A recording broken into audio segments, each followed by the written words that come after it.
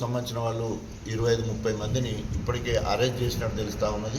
మరి వాళ్ళు జీపులో వేసుకొని తిప్పుతున్నట ఏ పోలీస్ స్టేషన్కి తీసుకుపోయింది కూడా ఇప్పటివరకు తెలియని పరిస్థితి ఉన్నది. వాళ్ళు చేసిన నేరం కూడా ఏం లేదు. అక్కడ దేశాయి తండ దగ్గర అక్కడక్కడ ఆ రోడ్డు మీద ఉంటే అక్రమంగా అరెస్ట్ చేసి తీసుకెళ్ళినట.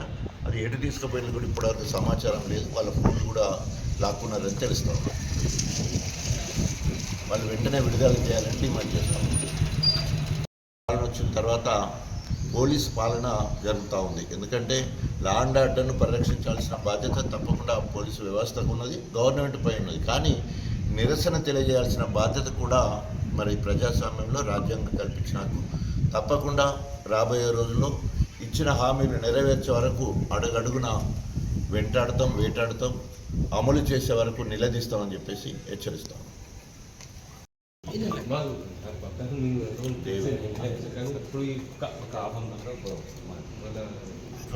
తర్వాత కాదు కదా ప్రోగ్రామ్ హాఫ్ అన్ అవర్ ఓకేనా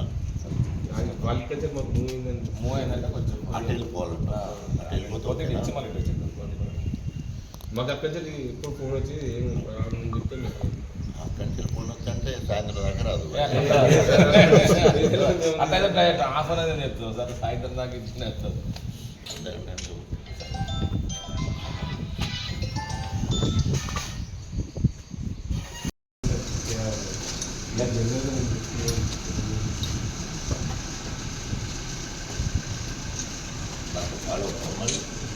చనిపోయింది బియ్యం వదిలమ్మ వాళ్ళు అవును సార్, బియ్యం తీసుకొచ్చి కొద్ది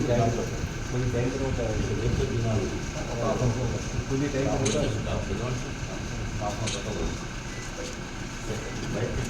ఇదే మాట్లాడాలి. ఇదంతా మనీ వాడంతా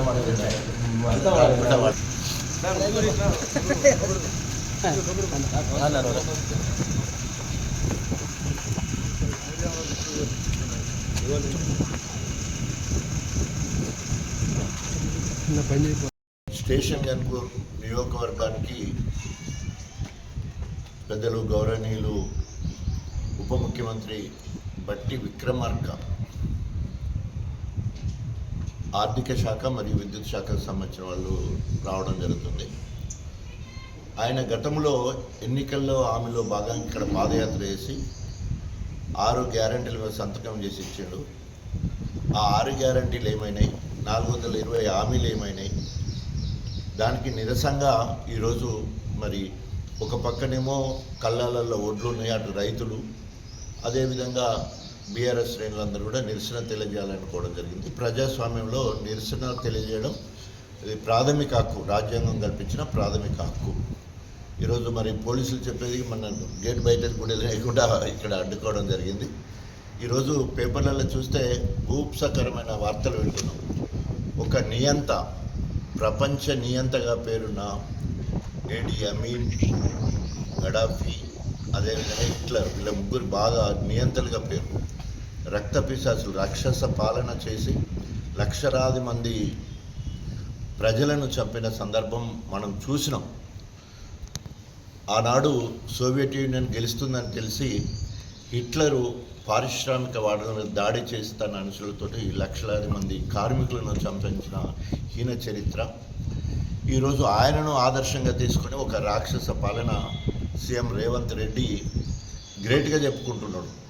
సో ఇజ్రాయెల్, ఇరాన్లో ఏ రకమైన విధ్వంసం జరిగిందో ఇక్కడ హైదరాబాద్లో నిరంకుశంగా హైడ్రా పేరుతోటి ఇండ్లు కూలగొట్టినామని చెప్పేసి దాన్ని గ్రేట్గా చెప్పుకునే పరిస్థితి చేయడం జరుగుతుంది.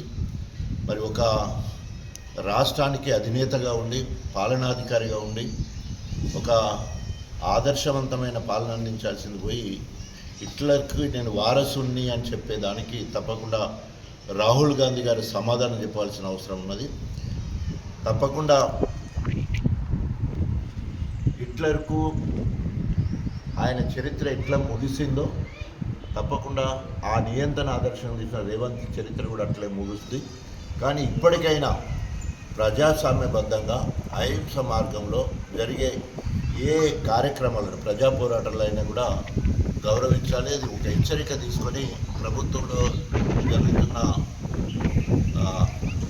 అక్రమాలను తగ్గించుకునే ప్రయత్నం చేయాలని చెప్పేసి డిమాండ్ చేస్తూ మరి ఈరోజు ఇక్కడ